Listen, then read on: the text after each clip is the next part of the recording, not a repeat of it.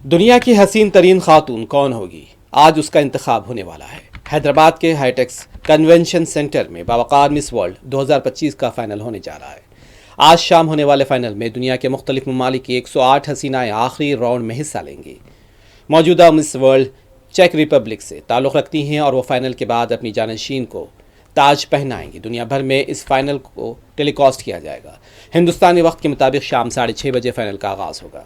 واضح ہے کہ 1951 میں برطانیہ سے مس ورلڈ مقابلوں کا آغاز ہوا تھا اور ہندوستان نے اب تک 6 مس ورلڈ کے خطابات جیتے ہیں۔ 1966 میں ریٹا فاریا، 1994 میں ایشوریا رائے، 1997 میں ڈیانا ہیڈن، 1999 میں یکتا مکتی اور سال 2000 میں پرینکا چوپڑا اور 2017 میں مانوشی نے خطاب جیتا تھا۔ اس بار فائنل میں بالی ووڈ اسٹارز بھی اپنا جلوہ دکھائیں گے۔